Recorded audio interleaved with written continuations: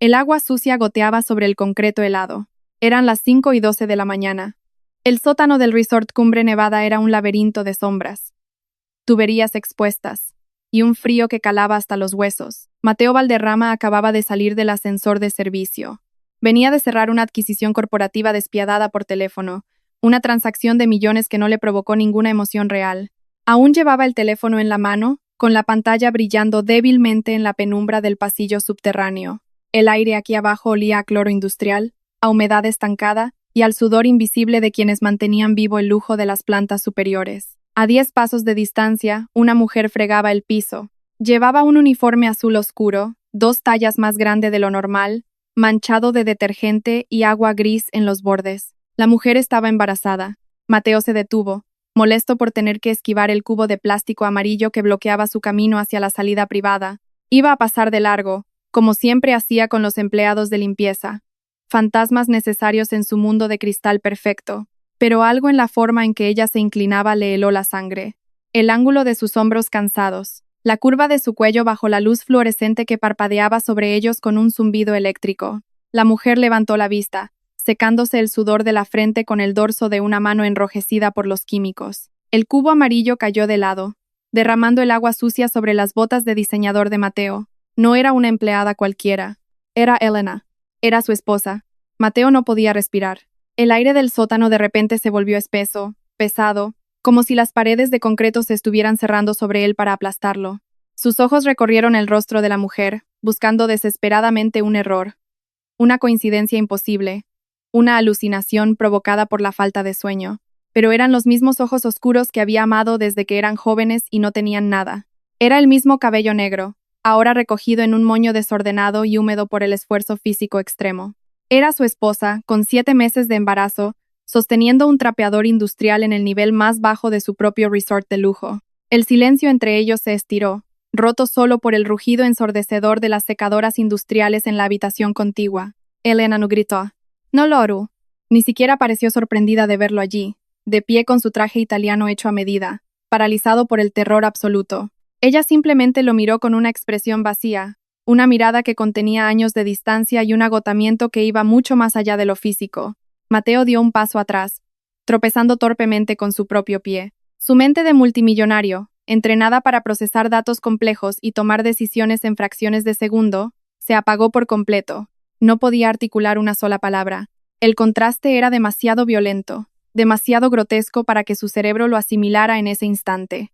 Arriba, en los pisos superiores, los huéspedes dormían entre sábanas de cachemira bajo candelabros italianos importados. Caminaban sobre pisos de mármol con calefacción, ajenos al ejército de trabajadores hispanos que operaban en las sombras para mantener esa ilusión de perfección. Y aquí abajo, en el vientre de la bestia, su propia esposa era parte de ese ejército invisible. Mateo retrocedió hacia las sombras del pasillo, ocultándose detrás de un enorme carro de lavandería desbordado de toallas blancas. No huyó por cobardía, sino por un colapso total de su realidad. Necesitaba esconderse. Necesitaba entender qué estaba pasando antes de que su corazón, que latía con una violencia dolorosa contra sus costillas, se detuviera por completo. Desde su escondite, observó cómo Elena se agachaba lentamente, con una mano apoyada en su vientre abultado, para enderezar el cubo amarillo. Cada movimiento que ella hacía parecía costarle un esfuerzo sobrehumano. Mateo vio sus manos. Recordaba esas manos suaves, cuidadas, las manos que solían acariciar su rostro cuando aún sabían cómo hablarse sin discutir. Ahora, esas manos estaban hinchadas, agrietadas, con las uñas rotas y la piel irritada por el contacto constante con el cloro y el agua hirviendo. Llevaba unas botas de goma baratas, desgastadas en los bordes, que no ofrecían ningún soporte para una mujer en su estado. Mateo miró sus propios zapatos.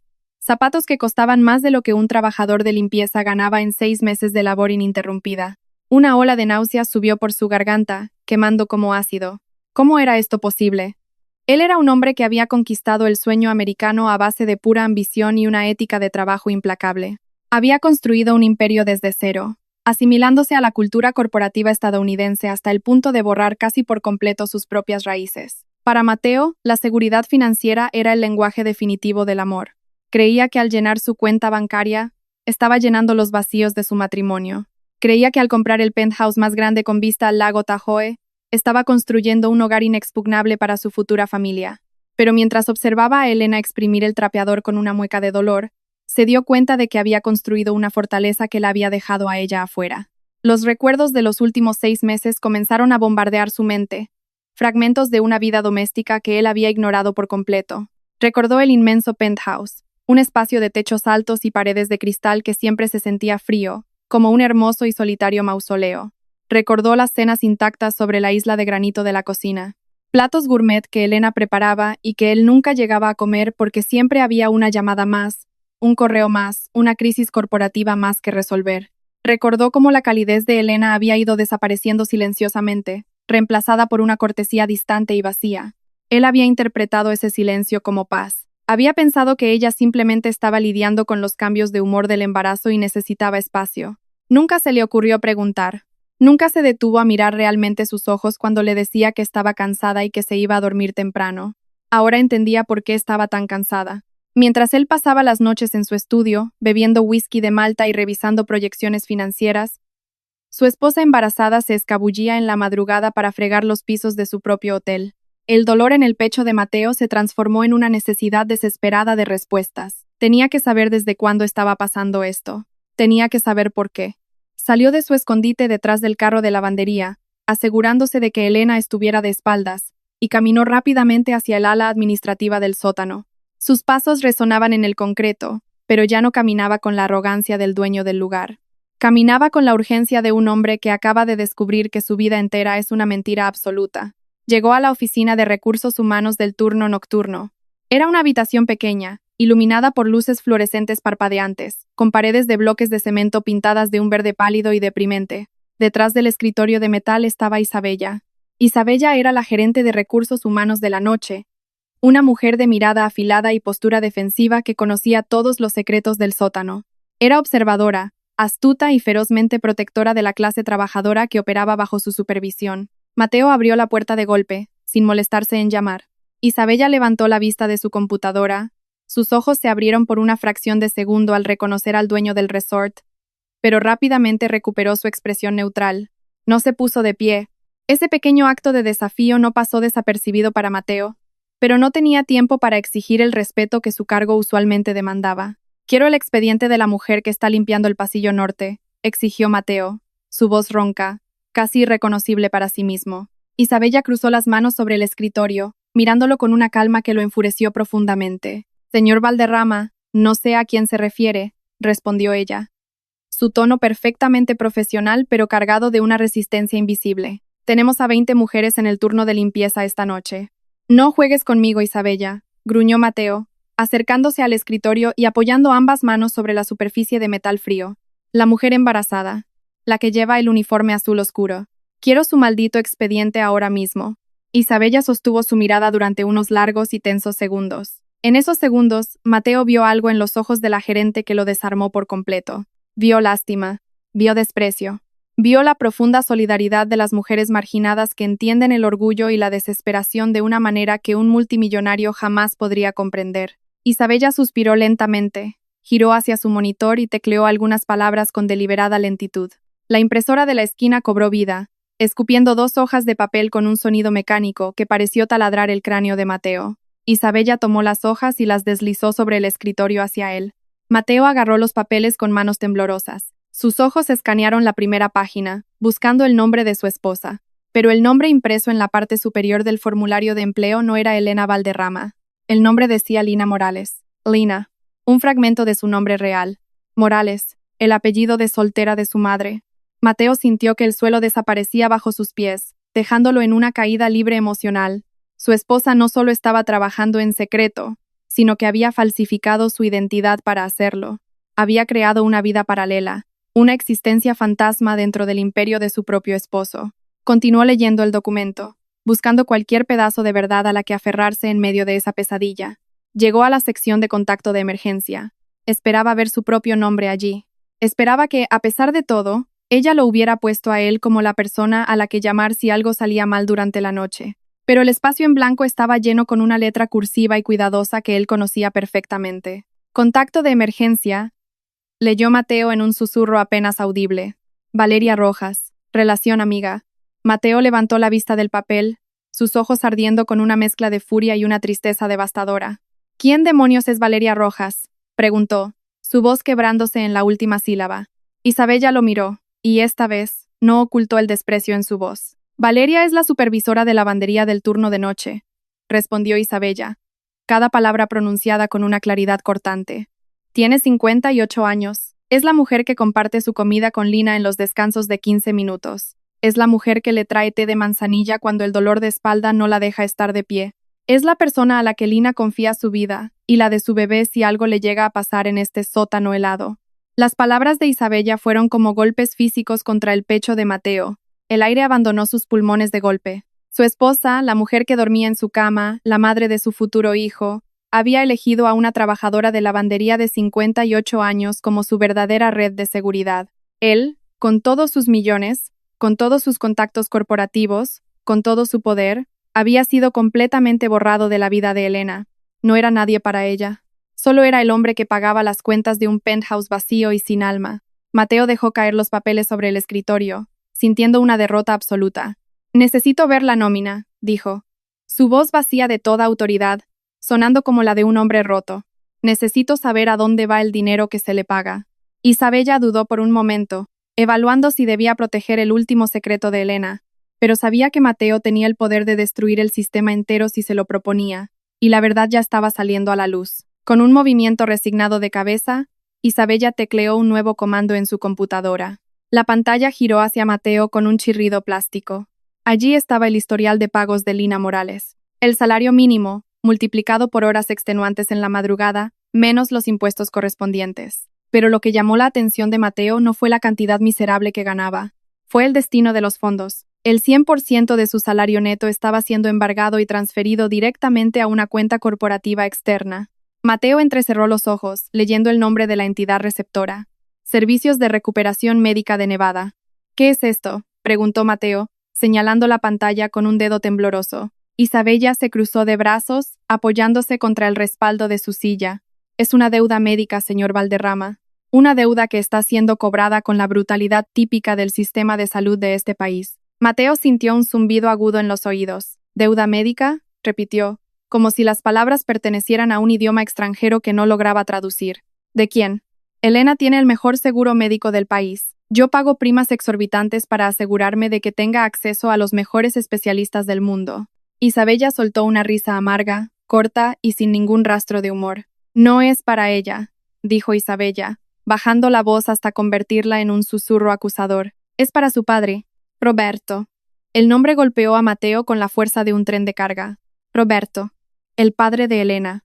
Un hombre orgulloso, un inmigrante que había trabajado toda su vida en la construcción, hasta que su cuerpo simplemente no pudo más. Mateo recordaba vagamente que Elena había mencionado algo sobre la salud de su padre hace varios meses. Había dicho que no se sentía bien, que tenía dolores de cabeza constantes y debilidad en los brazos. Mateo, absorto en la fusión de dos empresas tecnológicas, le había respondido distraídamente que le dijera que fuera al médico y que él cubriría la consulta. Después de eso, nunca volvió a preguntar. Asumió que el problema se había resuelto por sí solo. Asumió que su dinero, ofrecido de manera casual y sin interés real, había sido suficiente para arreglar cualquier inconveniente. Tuvo un derrame cerebral masivo hace 4 meses. Continuó Isabella, sin piedad alguna en su tono. Está atrapado en un centro de cuidados prolongados en Reno, Nevada. Es un lugar con poco personal, fondos insuficientes y un olor constante a desesperanza y abandono. El seguro básico de Roberto se agotó en las primeras 3 semanas de cuidados intensivos. El hospital le exigió a la familia el pago de los saldos restantes bajo amenaza de acciones legales. Mateo miró la pantalla, buscando la cifra total de la deuda. La encontró en la esquina inferior derecha del documento digital, resaltada en rojo. $84,000. Mateo se quedó mirando el número hasta que los dígitos se volvieron borrosos por las lágrimas que se negaba a derramar. $84,000. Era una cantidad que amenazaba con destruir la vida de una familia trabajadora. Era una cantidad que obligaba a una mujer embarazada a fregar pisos a las 5 de la mañana para evitar la bancarrota de su padre. Y para Mateo, era el precio de un reloj de colección. Era el costo de una cena de negocios con clientes europeos en un restaurante con estrellas Michelin.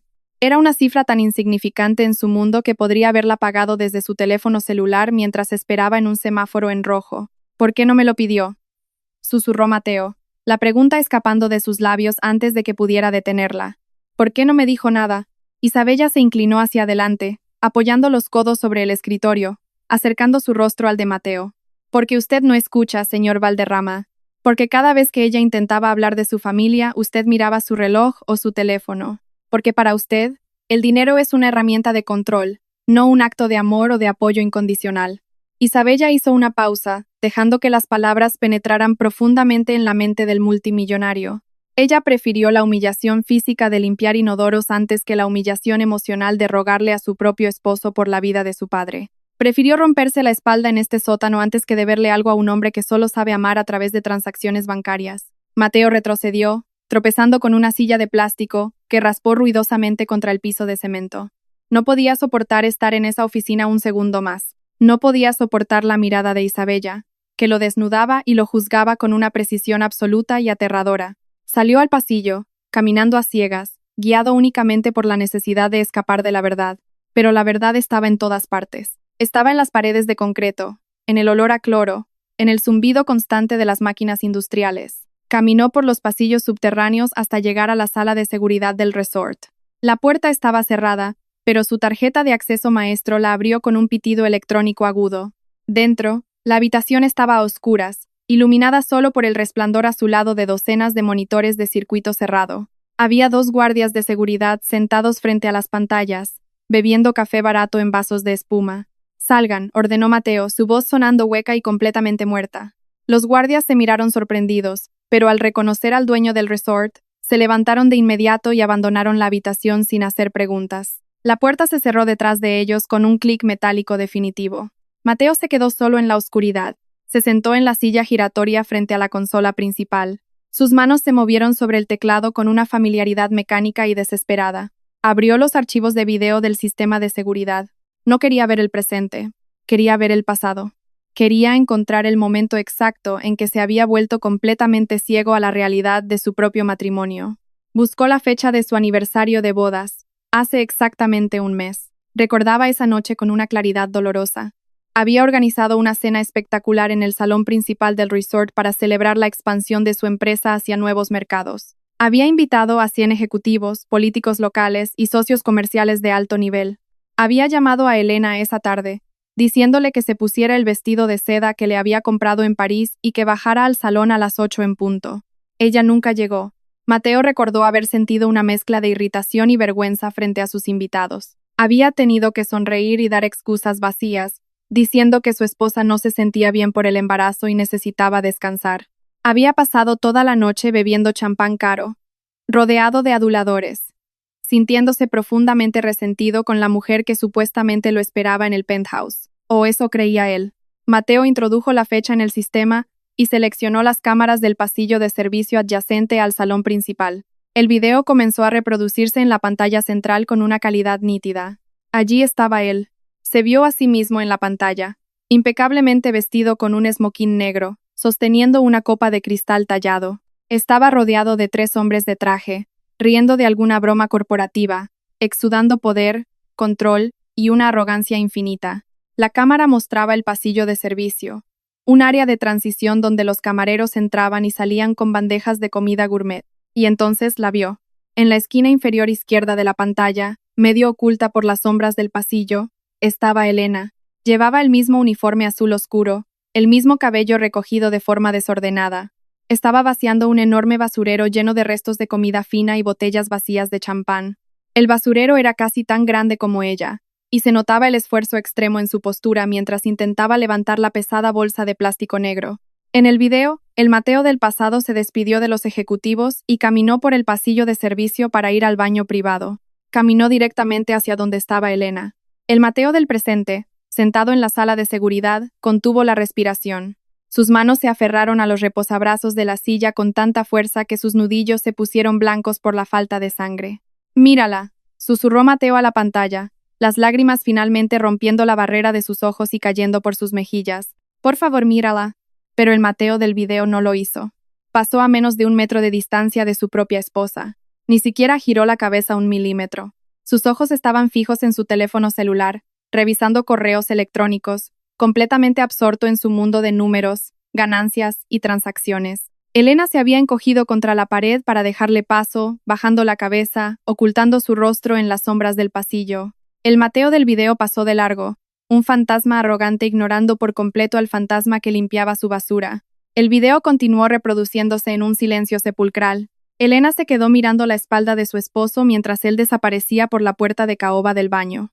Incluso a través de la lente de la cámara de seguridad, Mateo pudo ver la forma en que los hombros de Elena se hundieron, pudo ver la derrota absoluta y aplastante en su postura. No era la derrota de una mujer que estaba simplemente cansada de trabajar. Era la derrota de una mujer que acababa de confirmar que era completamente invisible para el hombre que amaba. Mateo detuvo el video. La imagen congelada de su propia espalda alejándose de su esposa embarazada quedó grabada en la pantalla, brillando en la oscuridad de la sala. El silencio en la sala de seguridad era ensordecedor, roto solo por el sonido de su propia respiración entrecortada.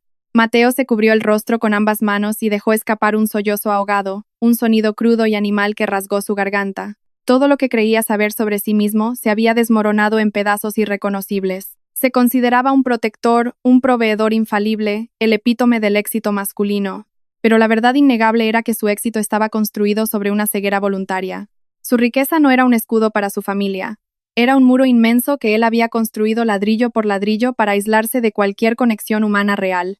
Había dejado que su esposa se ahogara en la desesperación, a solo unos pisos de distancia de donde él dormía plácidamente. Había permitido que el sistema despiadado que él tanto veneraba aplastara a la familia de la mujer que amaba. Y lo peor de todo, no lo había hecho por maldad pura. Lo había hecho por una ignorancia absoluta, por una apatía tan profunda y arraigada que resultaba imperdonable. Mateo se secó las lágrimas con las mangas de su chaqueta de diseñador. La tela cara se sintió áspera y ajena contra su piel húmeda. Miró la hora en la esquina de la pantalla del monitor. Eran las 6:15 de la mañana. El turno de limpieza estaba a punto de terminar. Elena pronto dejaría el trapeador, se quitaría el uniforme azul oscuro y subiría por el ascensor de servicio para volver al penthouse. Se metería en la cama antes de que él despertara, fingiendo que había estado allí toda la noche, durmiendo a su lado. Y el ciclo de mentiras, distancia y silencio continuaría un día más. Pero Mateo ya no podía vivir en esa mentira. No podía volver a subir a ese penthouse de cristal y fingir que no había visto la verdad desnuda. Se levantó de la silla, sus piernas sintiéndose pesadas, como si estuvieran hechas de plomo fundido. Salió de la sala de seguridad y caminó de regreso por los pasillos subterráneos. El frío del sótano ya no le molestaba en absoluto. El olor a cloro y humedad ya no le parecía repulsivo ni indigno. Ahora, ese olor era el aroma de la realidad cruda y brutal que su esposa había estado enfrentando completamente sola. Llegó al pasillo norte. Las luces fluorescentes seguían parpadeando con su ritmo monótono y enfermizo. Elena todavía estaba allí. Estaba terminando de fregar el último tramo del piso de concreto cerca de los elevadores de carga. Sus movimientos eran mucho más lentos ahora, marcados por el agotamiento extremo de una noche entera de labor física ininterrumpida. Mateo se detuvo a unos metros de distancia. No se escondió esta vez detrás de ningún carro de lavandería. Se quedó de pie en el centro del pasillo, bajo la luz dura y reveladora. El sonido de sus pasos hizo que Elena se detuviera. Ella no levantó la vista de inmediato. Primero, vio los zapatos de cuero italiano reflejados en el agua húmeda del piso que acababa de limpiar con tanto esfuerzo. Luego, su mirada subió lentamente por los pantalones del traje, la chaqueta arrugada, hasta llegar al rostro pálido de su esposo. Mateo la miró. Realmente la miró por primera vez en meses. Vio las ojeras oscuras bajo sus ojos, la palidez enfermiza de su piel, la forma en que sus manos temblaban ligeramente mientras sostenían el mango de madera del trapeador. Quiso hablar. Quiso pedir perdón. Quiso gritar que pagaría la deuda de Roberto en ese mismo instante. Quiso prometer que todo cambiaría a partir de hoy. Pero las palabras se atascaron en su garganta, bloqueadas por el peso aplastante de su propia culpa. Elena lo miró fijamente a los ojos. No había miedo en su mirada. No había vergüenza por haber sido descubierta en su secreto. Solo había una claridad fría, distante y absolutamente devastadora. Lentamente, Elena abrió las manos. El trapeador cayó al suelo con un golpe seco, salpicando agua sucia sobre los zapatos de Mateo. El sonido resonó en el pasillo vacío como un disparo en la oscuridad. Elena no dijo una sola palabra. No necesitaba hacerlo. El silencio entre ellos era absoluto, pesado, y gritaba con una certeza innegable que su matrimonio ya estaba muerto. Lentamente, Elena abrió las manos. El trapeador cayó al suelo con un golpe seco, salpicando agua sucia sobre los zapatos de Mateo. El sonido resonó en el pasillo vacío como un disparo en la oscuridad. Elena no dijo una sola palabra. No necesitaba hacerlo. El silencio entre ellos era absoluto, pesado, y gritaba con una certeza innegable que su matrimonio ya estaba muerto. Mateo bajó la mirada hacia el charco gris que manchaba el cuero italiano de su calzado. Esa mancha era la prueba física de la colisión de sus dos mundos. El mundo de cristal y privilegios que él había construido, y el mundo de concreto y supervivencia al que había empujado a su propia esposa. Cuando finalmente reunió el valor para levantar la vista, los ojos de Elena seguían fijos en él. No había lágrimas en su rostro. Solo había una resignación fría, una barrera invisible que él no sabía cómo cruzar. Elena, susurró Mateo, su voz quebrando el zumbido eléctrico de las luces fluorescentes. ¿Por qué estás haciendo esto? Elena se frotó la parte baja de la espalda con una mano hinchada, un gesto instintivo para proteger el peso de su embarazo. Porque alguien tiene que pagar la vida de mi padre, respondió ella. Su voz no temblaba. Era una voz firme, anclada en la brutal realidad que él había ignorado durante meses. Mateo dio un paso hacia ella, extendiendo una mano temblorosa que se quedó suspendida en el aire helado. Yo tengo el dinero, dijo él, con la desesperación de un hombre que intenta comprar su salvación. $84,000 no son nada para mí. Podría haber firmado un cheque. Podría haber transferido los fondos en un segundo. ¿Por qué no me lo pediste? Elena soltó una risa corta, un sonido áspero que carecía por completo de alegría.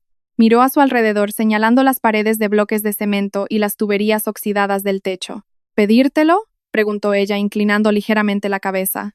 ¿Cuándo, Mateo? ¿Entre tu llamada con los inversores de Tokio a las 7 de la noche y tu cena con la junta directiva a las 10? ¿O tal vez en esos 5 minutos por la mañana en los que revisas tu correo mientras te sirvo el café? Mateo sintió que cada palabra era un clavo martillado directamente en su pecho. Intentó formular una defensa, pero su mente estaba vacía. Tú construiste un imperio, Mateo, continuó Elena, su tono bajando hasta convertirse en un susurro íntimo y devastador. Construiste una fortaleza de mármol y cuentas bancarias, pero me dejaste afuera.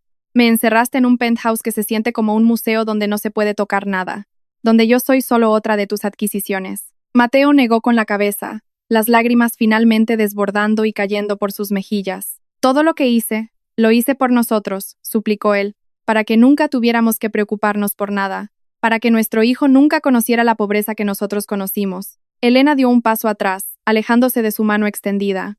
Nuestro hijo va a conocer algo mucho peor que la pobreza, dijo ella, con una tristeza infinita en los ojos. Va a conocer la ausencia. Va a conocer a un padre que cree que el amor se transfiere a través de una aplicación bancaria. Yo no quería tu dinero, Mateo, porque tu dinero siempre viene con tu ausencia. Elena se dio la vuelta, dejando el trapeador en el suelo, y comenzó a caminar lentamente hacia los vestidores del personal. Mateo no la siguió. Sabía que cualquier intento de detenerla en ese momento solo la alejaría más. Se quedó solo en el pasillo, rodeado por el olor a cloro y el eco de sus propias fallas resonando en el concreto. 2 horas más tarde, el sol comenzaba a asomarse sobre los picos nevados del lago Tahoe. Mateo conducía su automóvil deportivo por la carretera sinuosa que descendía hacia el valle. El paisaje a su alrededor era de una belleza abrumadora, con pinos cubiertos de escarcha y un cielo teñido de tonos púrpuras y dorados. Pero él no veía nada de eso. Su mente estaba atrapada en un bucle de agonía, repitiendo las palabras de Elena una y otra vez. El contraste entre el lujo de su vehículo y el destino de su viaje le provocaba náuseas. Se dirigía a Reno, Nevada. Dejaba atrás el paraíso de los multimillonarios para adentrarse en la realidad de la clase trabajadora.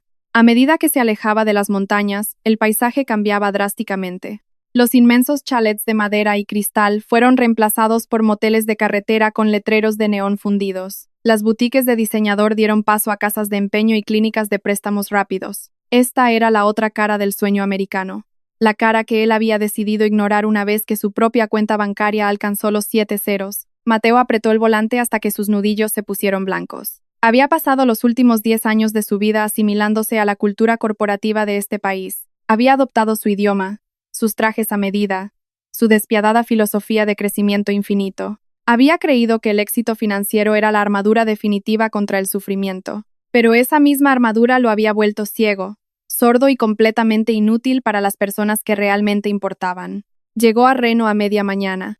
El centro de cuidados prolongados donde estaba internado Roberto se encontraba en un vecindario industrial, rodeado de almacenes grises y calles agrietadas. El edificio en sí era una estructura deprimente de ladrillos descoloridos, con ventanas pequeñas y un estacionamiento lleno de baches. Mateo estacionó su automóvil de lujo entre dos vehículos viejos y oxidados. Apagó el motor y se quedó sentado en el silencio de la cabina durante varios minutos. Tenía miedo. El hombre que negociaba fusiones corporativas de cientos de millones de dólares sin pestañear estaba aterrorizado de entrar a ese edificio. Finalmente abrió la puerta y caminó hacia la entrada. El interior del centro de cuidados era exactamente como Isabella lo había descrito. El aire olía a desinfectante barato, a comida hervida y a una profunda y silenciosa desesperanza. Las luces fluorescentes del techo zumbaban con el mismo tono enfermizo que las del sótano de su resort. Mateo se acercó a la recepción, donde una enfermera con ojeras profundas revisaba una pila de expedientes médicos. «Vengo a ver a Roberto Morales», dijo Mateo, su voz sonando extrañamente pequeña en ese entorno. La enfermera le indicó un pasillo a la derecha, sin siquiera levantar la vista. «Habitación 114», murmuró ella. Mateo caminó por el pasillo, pasando por habitaciones donde ancianos miraban televisores apagados o dormían en sillas de ruedas. Cada paso que daba era un recordatorio del sistema brutal que devoraba a los vulnerables. Llegó a la habitación 114. La puerta estaba entreabierta. Mateo empujó la madera desgastada y entró lentamente. La habitación era pequeña, iluminada solo por la luz grisácea que entraba por una ventana con persianas rotas. En la cama, conectado a un monitor cardíaco que emitía un pitido rítmico, estaba Roberto. El padre de Elena había sido un hombre robusto, un trabajador de la construcción con manos del tamaño de platos y una risa que llenaba cualquier habitación. Ahora parecía haberse encogido. El derrame cerebral había paralizado la mitad derecha de su cuerpo y había dejado su rostro ligeramente caído. Su cabello, antes negro y espeso, ahora era escaso y completamente blanco. Roberto tenía los ojos abiertos, mirando fijamente el techo con una expresión de resignación silenciosa. Al escuchar los pasos de Mateo, giró la cabeza lentamente hacia la puerta. Su ojo izquierdo, el único que aún conservaba su brillo original, se enfocó en el multimillonario. «Mateo», pronunció Roberto. Su voz era ronca, arrastrando las sílabas con dificultad debido al daño neurológico. Mateo se acercó a la cama, sintiendo que el peso de su propia vergüenza lo obligaba a encorvarse. «Hola, Roberto», susurró Mateo, deteniéndose a 1 metro de distancia, sin atreverse a tocarlo. El anciano lo observó durante un largo momento. No había sorpresa en su mirada, ni tampoco ira. Solo había la sabiduría cansada de un hombre que había visto demasiado. «Tardaste mucho en venir», dijo Roberto, cada palabra requiriendo un esfuerzo visible. Mateo bajó la cabeza, incapaz de sostener la mirada del padre de su esposa. «Lo siento», dijo Mateo, su voz quebrándose. «No lo sabía. Te juro que no sabía nada de esto». Roberto movió su mano izquierda, la única que aún obedecía sus órdenes, hacia la pequeña mesa de noche junto a la cama. Con dedos temblorosos, abrió el cajón superior y sacó un pequeño fajo de papeles arrugados. Los sostuvo en el aire, ofreciéndoselos a Mateo. Mateo los tomó. Eran recibos de nómina. Los recibos de Lina Morales estaban manchados, doblados en las esquinas, como si hubieran sido leídos cientos de veces. Cada recibo mostraba el salario mínimo, las horas extras de madrugada y la deducción total hacia la agencia de cobro médico. «Ella me los trae cada semana», explicó Roberto, su respiración volviéndose un poco más pesada. «Se sienta en esa silla, me toma la mano y me dice que todo va a estar bien. Me dice que no me preocupe por el dinero». Mateo miró los recibos, sintiendo que cada número impreso en el papel barato era una condena a su propia alma. «Yo puedo pagar esto, Roberto», dijo Mateo, levantando la vista con desesperación. «Puedo pagar la deuda entera hoy mismo. Puedo trasladarte a la mejor clínica privada del estado». Roberto negó con la cabeza lentamente. El movimiento fue débil, pero la determinación en sus ojos era absoluta. «No lo entiendes, muchacho», susurró el anciano. «Ella no lo hace por el dinero, lo hace por dignidad». Mateo frunció el ceño, la confusión mezclándose con su dolor. «¿Dignidad?», preguntó Mateo. «¿Fregar pisos a las 5 de la mañana con 7 meses de embarazo es dignidad?». Roberto soltó un suspiro largo y tembloroso. «Para ella sí», respondió, «porque ese dinero es suyo. Es su sudor. Es su sacrificio. Tu dinero, Mateo, es un muro. Es un muro que construiste para no tener que sentir nada». El anciano hizo una pausa, reuniendo fuerzas para continuar. «Ella me dijo que si te pedía el dinero, tú simplemente firmarías un cheque y volverías a tus reuniones. Me dijo que prefería romperse la espalda sabiendo que está haciendo algo real, antes que aceptar la caridad de un esposo que ni siquiera la mira a los ojos». Las palabras de Roberto cortaron el aire viciado de la habitación como una cuchilla afilada. Mateo retrocedió un paso, chocando contra la pared fría. Toda su vida, toda su identidad, se basaba en la idea de que él era el Salvador, el hombre que había escapado de la pobreza para proteger a los suyos. Pero la verdad era que su riqueza no había protegido a nadie, solo lo había aislado a él. Había convertido el sueño americano en una pesadilla de desconexión y soledad. Mateo miró los recibos en sus manos una vez más. No eran solo comprobantes de pago, eran un testamento del amor de Elena. Un amor feroz, tangible y dolorosamente real. Un amor del que él había estado ausente. Me equivoqué, susurró Mateo, las lágrimas cayendo libremente sobre los papeles arrugados. Me equivoqué en todo. Roberto cerró los ojos, el agotamiento finalmente venciéndolo. No me lo digas a mí, murmuró el anciano, su voz desvaneciéndose en el silencio de la habitación. Díselo a ella. Esa misma tarde, el Resort Cumbria Nevada estaba en su máximo esplendor. El gran salón de eventos, el mismo lugar donde Mateo había ignorado a su esposa un mes atrás, estaba lleno a capacidad. Era la cumbre anual de accionistas. Cientos de inversores, vestidos con trajes de lana fina y vestidos de diseñador, conversaban animadamente mientras bebían champán en copas de cristal. El aire estaba cargado de perfume caro y de la arrogancia silenciosa de quienes controlan el mundo desde las alturas. En el centro del salón, un inmenso proyector mostraba gráficos de crecimiento exponencial y proyecciones de ganancias para el próximo trimestre. Mateo estaba de pie detrás del escenario, oculto por pesadas cortinas de terciopelo rojo. Llevaba su mejor traje, una armadura de tela italiana que de repente se sentía como una camisa de fuerza. Su vicepresidente de operaciones estaba en el podio, terminando la introducción. Y ahora, damas y caballeros, la mente maestra detrás de nuestra expansión sin precedentes, anunció el vicepresidente con una sonrisa ensayada.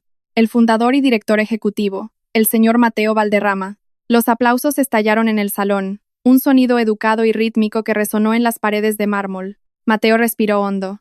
Cerró los ojos por un segundo, recordando el olor a cloro del sótano y el pitido del monitor cardíaco en la habitación de Roberto. Luego, apartó la cortina y caminó hacia el podio. La luz de los focos lo cegó momentáneamente. Miró a la multitud. Vio rostros complacidos, personas que esperaban escuchar promesas de más riqueza, más adquisiciones, más poder. Personas que, al igual que él, caminaban por pasillos relucientes sin pensar jamás en quién limpiaba sus huellas. Mateo se aferró a los bordes del podio de madera. Miró la pantalla gigante detrás de él, donde un gráfico de barras mostraba un aumento del 30% en los márgenes de beneficio. Señor Valderrama, susurró el técnico de sonido desde un costado, indicándole que comenzara su discurso. Mateo se acercó al micrófono. Apaguen el proyector, dijo. Su voz resonó en los altavoces, clara y autoritaria, pero carente del entusiasmo corporativo habitual. El técnico dudó por un momento, pero ante la mirada fija de Mateo, presionó un botón. La pantalla gigante se volvió negra. Un murmullo de confusión recorrió el salón. Los accionistas intercambiaron miradas nerviosas, ajustándose en sus sillas acolchadas. Hoy íbamos a hablar de expansión, comenzó Mateo, su mirada recorriendo lentamente la audiencia. Íbamos a hablar de cómo hemos reducido los costos operativos en un 15% este año. Íbamos a celebrar nuestra eficiencia. Mateo hizo una pausa, dejando que el silencio se apoderara del inmenso salón. Pero la eficiencia es una mentira. Continuó, su voz bajando de tono, volviéndose más íntima y peligrosa. La eficiencia es solo una palabra elegante que usamos para justificar nuestra ceguera. Un hombre en la primera fila, un inversor mayor con un reloj de oro macizo, frunció el ceño y se inclinó hacia adelante. Mateo lo miró directamente a los ojos. Debajo de este piso de mármol con calefacción, dijo Mateo, señalando hacia abajo con un dedo tembloroso. Hay un sótano de concreto helado. Allí abajo el aire huele a cloro y a desesperación. Allí abajo hay personas invisibles que trabajan turnos de 12 horas en la madrugada para que nosotros podamos beber este champán sin mancharnos las manos. El murmullo en la sala creció, transformándose en un zumbido de incomodidad palpable. El vicepresidente de operaciones dio un paso hacia el escenario, intentando intervenir, pero Mateo levantó una mano para detenerlo. Hablamos del sueño americano, dijo Mateo, su voz ganando fuerza, impulsada por una furia que había estado reprimida durante años. Hablamos de cómo el trabajo duro y la ambición nos trajeron hasta aquí, pero hemos convertido ese sueño en una máquina trituradora. Una máquina que exige que una mujer embarazada friegue nuestros pisos a las 5 de la mañana para poder pagar una deuda médica de $84,000. Un jadeo colectivo se escuchó en la parte trasera del salón. Mateo sintió que las lágrimas amenazaban con volver, pero se obligó a mantener la voz firme. Una deuda médica generada por un sistema de salud que valora más los márgenes de ganancia que la vida humana.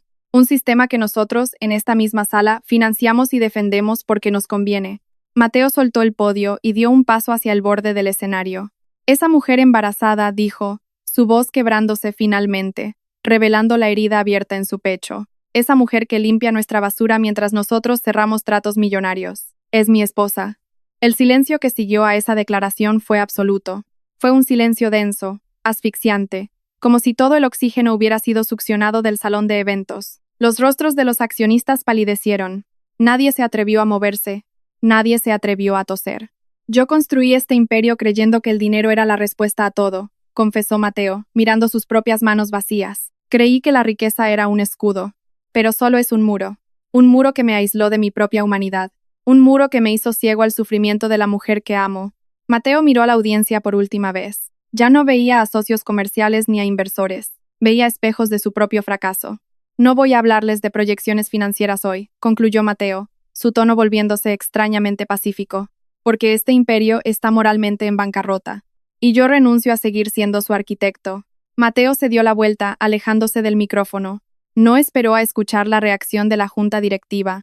No le importaron los gritos ahogados de su vicepresidente, ni el caos que estalló en la sala a sus espaldas. Bajó las escaleras del escenario y caminó hacia la salida lateral.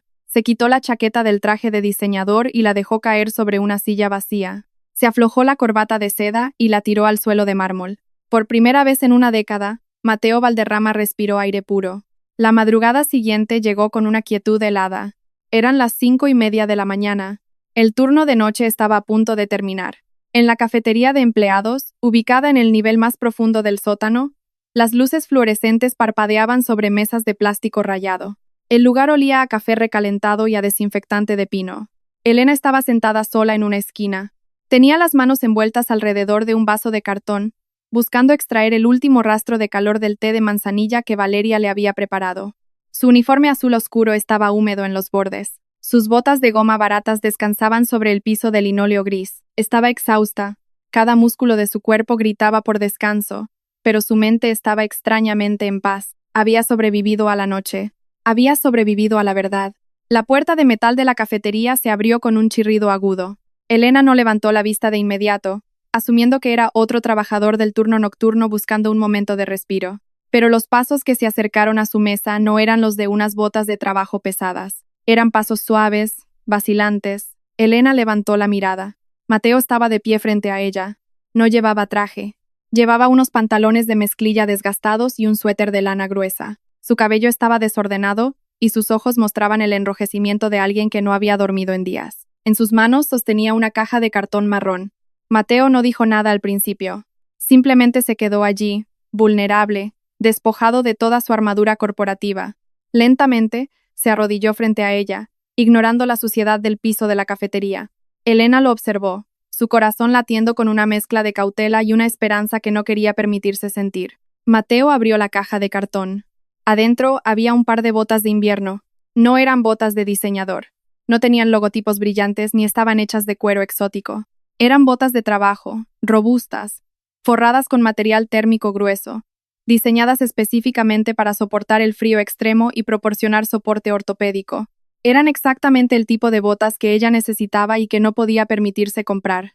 Mateo sacó una de las botas con manos temblorosas. «Fui a ver a tu padre», susurró Mateo, su voz ronca y apenas audible sobre el zumbido de las máquinas expendedoras. Elena contuvo la respiración. Sus ojos se llenaron de lágrimas al escuchar la mención de Roberto. «Él me lo explicó todo», continuó Mateo, manteniendo la mirada fija en el suelo. «Me explicó por qué no querías mi dinero. Me explicó lo ciego que he sido». Mateo levantó la vista lentamente, encontrando los ojos oscuros de su esposa. «Pagué la deuda del hospital», dijo él, su tono desprovisto de cualquier arrogancia. «No como un regalo, no como una transacción. Lo pagué porque es mi deber como tu esposo, un deber que ignoré durante demasiado tiempo». Elena dejó el vaso de cartón sobre la mesa. Una lágrima solitaria escapó de sus pestañas y rodó por su mejilla pálida. Mateo extendió las manos y, con una delicadeza infinita, desató los cordones de las botas de goma baratas que Elena llevaba puestas. Ella no lo detuvo. Él le quitó el calzado húmedo y frío, y deslizó su pie hinchado dentro de la bota de invierno nueva. El calor del forro térmico la envolvió de inmediato, un contraste abrumador con el frío del concreto que había soportado durante meses. Mateo repitió el proceso con el otro pie. Cuando terminó, no se levantó. Se quedó arrodillado frente a ella, apoyando sus manos sobre las rodillas de Elena. Renuncié a la junta directiva, susurró Mateo. Dejé la empresa. Elena abrió los ojos con sorpresa, sus labios separándose ligeramente. ¿Por qué?, preguntó ella, su voz temblando por primera vez. Mateo apoyó la frente contra las manos de Elena. Porque no quiero construir más muros, respondió él, las lágrimas humedeciendo la piel áspera de las manos de su esposa. Quiero estar aquí. Quiero verte. Quiero ver a nuestro hijo. Y quiero aprender a amarte de la forma en que realmente lo necesitas. El silencio descendió sobre la cafetería del sótano. Pero esta vez, no era un silencio pesado ni acusador. Era un silencio frágil, como el primer rayo de sol que atraviesa una tormenta de nieve. Elena miró al hombre arrodillado frente a ella.